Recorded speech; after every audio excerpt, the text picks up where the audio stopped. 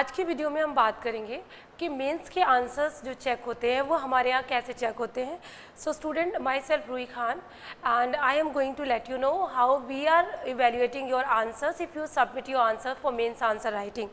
सो जब भी आप मेंस आंसर लिखते हो, the first important thing, any student who is enrolled in Pahujla academy, so we just started with the subject और हर वीक में आपको टेस्ट देना होता है। एक वीक में आप प्रीलिम देते हो, देन सेकंड मेंस में आप मेंस लिखते हो। बट क्वेश्चन ये आता है कि अगर आप लॉ में आप मेंस के आंसर लिखते हो, आप आंसर राइटिंग करते हो, वो अप्रोच जुडिशरी में काम नहीं आती। जुडिशरी में मेंस आंसर लिखने की अप्रोच कम्प्लीटली डिफरेंट होती है, बिकॉज यहाँ पर क्वालिटी मैटर करती है, quantity is not as much required. तो अगर हम आपके मार्क्स को देखें और आपके आंसर्स को चेक करें तो हम किस तरीके से इसमें फीडबैक देते हैं, that is I am going to share with you in this brief video. So first of all, when we get your marks, we get your answers, whatever you have written in your questions. तो matter आता है कि आप जो answer लिख रहे हो उन आंसर्स में आप अप्रोच क्या फॉलो कर रहे हो. First important thing that we want to find out कि जो आपसे क्वेश्चन पूछा गया है उस क्वेश्चंस के फॉर्मेट को, नेचर को समझते हुए आपने रिप्लाई किया है या नहीं किया है. Suppose if the question is an analytical question, it is having various dimensions in the question, and you just found one particular key on the question and you started to write the answer. So remember student, this is not the correct approach, because जब भी आप किसी question को answer करते हो तो answer करने में आपको ये देखना होता है कि जो आपको क्वेश्चन दिया गया है उस क्वेश्चन का नेचर क्या है, क्या आपने अपने कंटेंट में वो सारी चीज़ें पुट डाउन की हैं जो उस क्वेश्चन की डिमांड है.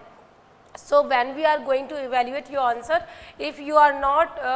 going for the same right direction, if you are not able to put your content according to the direction of the question, we put these kinds of feedbacks in your answer. तो हम आपके answers में हर वो feedbacks देते हैं कि अगर आप आंसर लिख रहे हो, अगर आपने अप्रोच भी गलत फॉलो किया है वो भी हम आपको हाईलाइट करते हैं, इंप्रेशन देते हैं कि आपने जो आंसर्स लिखे हैं इसमें ये अप्रोच नहीं चलेगा. Second important thing that somebody are very curious to know कि why I am getting only 3 or 3.5 marks out of 10, why I am getting only 4 marks out of 10, so I am just getting very lesser marks. तो we are not going just to put your marks in your answer sheet. हम ऐसा नहीं करते कि आपके answers में हमने marks कर दिए कि आपने इतना अचीव किया है. In addition to marking the marks, we also give a detailed feedbacks on every answers. So we try to make a balance कि अगर आपने कोई आंसर लिखा है तो उसमें जो फ्लॉज हैं आपके वो भी हर इंडिविजुअल क्वेश्चन के आंसर में हम पुट डाउन करते हैं, so that you would be able to know कि इस क्वेश्चन के आंसर लिखने में आपने वो क्या फ्लॉज किए, क्या चीज़ें मिस की जो आपने रखना था और आपने नहीं रखी. Second important approach which we need to follow is that कि आपको इतने मार्क्स क्यों नहीं मिले. आप एक्सपेक्ट कर रहे थे कि आउट ऑफ 10 आपको 6 और 7 मिलना चाहिए बिकॉज आपने 3.5 पेजेस को कंटेंट लिखा है. द पॉइंट इज़ कि आपने जो भी कंटेंट लिखा है क्या उस कंटेंट को उस क्वेश्चन के साथ आपने एनालाइज करके लिखा है या ओनली कीवर्ड को देखते ही आपने स्टार्टिंग किया और आपने एंड भी कर दिया. तो हम उसमें आपके इंडिविजुअल आंसर्स में ये भी चीज़ें बताते हैं कि आपके आंसर की डिमांड थी कि आप इस पर्टिकुलर केस लॉ का रेशियो लिखो, आप इस क्वेश्चन में डिमांड थी कि आप उस पर्टिकुलर बेयर एक्ट के सेक्शन का उस इलस्ट्रेशन को मेंशन करो जिस इलस्ट्रेशन पे बेस्ड होकर आपको क्वेश्चन किया गया है. तो जैसे ही आपको आपके आंसर्स इवेल्युएट होकर मिलते हैं और आप ये देखते हो कि आपने क्या अप्रोच अडॉप्ट किया जबकि क्या अप्रोच आपको अडॉप्ट करनी चाहिए, so it will groom your testing, it will groom the way how you are going to write the perfect answer. And one more thing that we usually gives in our students remarks, that we